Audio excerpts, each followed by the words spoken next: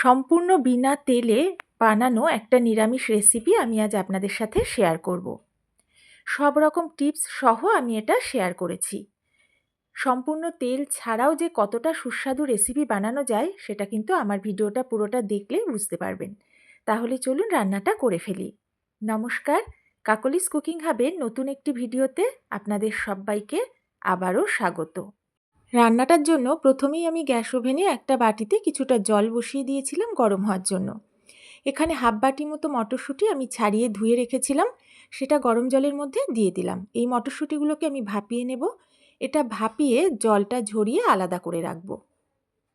অন্যদিকে গ্যাস ওভেনে আমি আরেকটা কড়া বসিয়ে দিয়েছি। কড়াটা হালকা গরম হয়ে যাওয়ার পরে আমি এর মধ্যে 1 চা চামচ পরিমাণ দিয়ে দিচ্ছি গোটা জিরে।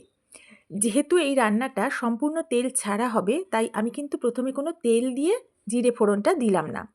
তেল ছাড়া গরম কড়াতে আমি জিরেটা দিয়েছি। এখন লো ফ্লেমে এইভাবে নাড়াচাড়া করে জিরেটাকে আমি একটু ভেজে নিচ্ছি।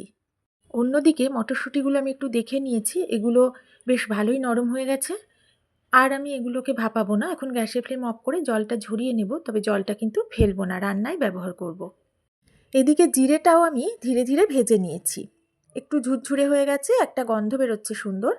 এখন আমি এর মধ্যে দিয়ে দিচ্ছি হাফ চা চামচ পরিমাণ মিহি করে কুচিয়ে নেওয়া আদা। জিরেটা ভাজার পর যখন সুন্দর গন্ধ বেরোতে শুরু করবে তখন কিন্তু আদা কুচিটা অ্যাড করবেন। আদা কুচিটা দিয়ে এইভাবেই সমানে কিন্তু নাড়তে হবে, রেখে দিলে তলায় লেগে যেতে পারে। নাড়তে নাড়তে আদার যে ভেজা ভাব সেটা কিন্তু একটুও থাকবে না, একদম শুকিয়ে যাবে। আমার আদাটা ভাজা হয়ে গেছে, আদা আর জিরে মিলে কিন্তু একটা মিষ্টি গন্ধ বেরোচ্ছে। এখন আমি এর মধ্যে দিয়ে দেবো টমেটো কুচি। 2টো টমেটো একদম মিহি করে কুচিয়ে রেখেছিলাম। এখানে টমেটো কুচিটা একদম মিহি করে কুচাতে হবে, অথবা গ্রেট করেও দিতে পারেন। এবার টমেটো কুচিটা দিয়ে আমি ভালো করে একটু নাড়াচাড়া করছি, এখন করে মিনিটখানেক ভেজে নেব। যেহেতু রান্নাটা তেল ছাড়া করছি, তাই খেতে যাতে ভালো লাগে, তাই স্টেপ বাই স্টেপ প্রত্যেকটা কথা কিন্তু আমি বলে দিচ্ছি। প্রত্যেকটা টিপস এইভাবে ফলো করে রান্না করলে কিন্তু এটা খেতে অসাধারণ হবে। এবার এর মধ্যে আমি দিয়ে দিয়েছি হাফ চা চামচ মতো লবণ।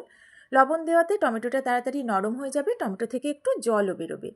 সেই জলেই কিন্তু টমেটোটা সেদ্ধ হয়ে যাবে। এখন লো ফ্লেমে ঢাকা দিয়ে 1 থেকে 1.5 মিনিট আমি ভেজে নিলাম। এখানে কিন্তু অবশ্যই খেয়াল রাখতে হবে টমেটোর মধ্যে কাঁচা গন্ধ বা কাঁচা ভাবটা যেন একদম না থাকে, তাহলে কিন্তু খেতে একটুও ভালো লাগবে না। ঢাকাটা তোলার পর আমি দেখে নিলাম তলায় একটু লেগে লেগে যাচ্ছে, তাই আমি সামান্য জল দিয়ে দিলাম। যেহেতু তেল দেওয়া নেই, তাই এটা কিন্তু তলায় লেগে যেতেই পারে মশলা কষানোর সময়, তখন অল্প অল্প করে জল দিয়ে মশলাটা কষাতে হবে। এখানে জলটা দেওয়ার পর নাড়িয়ে চাড়িয়ে আমি মিশিয়ে নিচ্ছি। টমেটোটা আরও একটু সেদ্ধ করব, তাই এখন আমি আবারও ঢাকা দিয়ে মিনিট 2 ভেজে নেব, যাতে টমেটোটা সম্পূর্ণভাবে গলে একদম ঘেঁটে মিশে যায়। বেশ কিছুটা সময় পরে আমি ঢাকাটা তুলে দেখে নিচ্ছি, টমেটোটা কিন্তু বেশ ভালোই গলে গেছে, একদম ঘেঁটে গেছে, টমেটোর কাঁচা গন্ধ একদম নেই, ভালোই ভাজা ভাজা হয়ে গেছে। এখন কিছু গুঁড়ো মশলা এর মধ্যে দিয়ে দিচ্ছি। প্রথমে দিলাম 1 চামচ ধনে গুঁড়ো, এখন দিচ্ছি 1 চামচ জিরে গুঁড়ো, এবারে দেবো হাফ চামচ হলুদ গুঁড়ো, আর তারপরে আমি অ্যাড করব কালারের জন্য হাফ চামচ কাশ্মীরি লঙ্কার গুঁড়ো।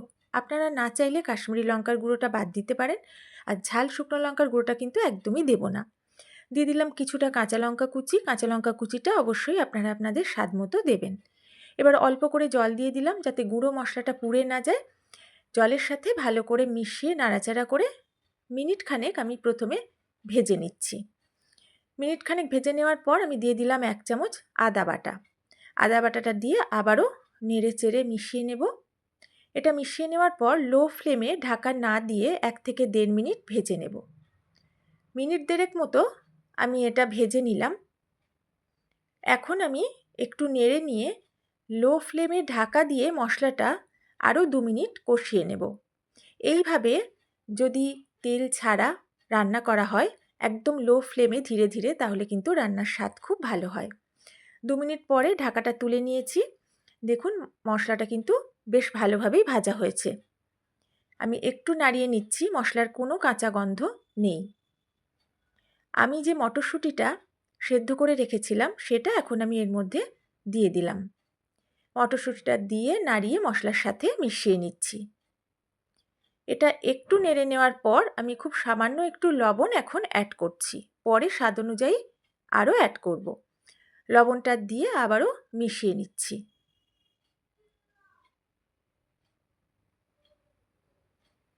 এটা ভালোভাবে মেশানো হয়ে গেছে, একটু নেড়ে নিয়েছি। এখন আমি এর মধ্যে দিয়ে দিচ্ছি স্বাদ মতো চিনি। আপনারা আপনাদের স্বাদ মতো অবশ্যই মিষ্টিটা অ্যাড করবেন, কেউ যদি চান চিনির বদলে গুড়ও দিতে পারেন। এখানে আমি কিছুটা পনির নিয়েছি, একদম ছোট ছোট করে কেটে নিয়েছি। পনিরটা আমি কড়াতে দিয়ে দিলাম। এবার আলতোভাবে নাড়াচাড়া করে মশলার সাথে পনিরটা মিশিয়ে নিচ্ছি। এখানে পনিরটা কিন্তু না ভেজেই দিতে হবে, কারণ এই রান্নাটা যেহেতু সম্পূর্ণ তেল ছাড়াই হচ্ছে। এবার ঢাকা দিয়ে লো ফ্লেমে কষিয়ে নেব। কিছুক্ষণ ঢাকা দিয়ে কষিয়ে নিলাম।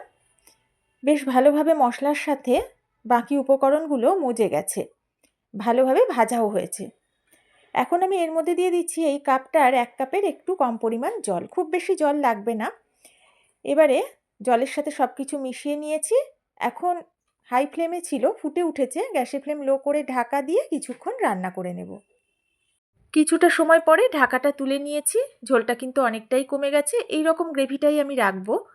এখন এর মধ্যে দিয়ে দিচ্ছি কিছুটা ফ্রেশ ধনেপাতা কুচি, এটা শেষে দিলে কিন্তু খেতে খুব ভালো লাগবে।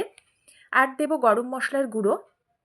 আমি এই ছোট চামচটার 1/4 চামচ দিচ্ছি গরম মশলার গুঁড়ো, খুব বেশি দেওয়ার দরকার নেই।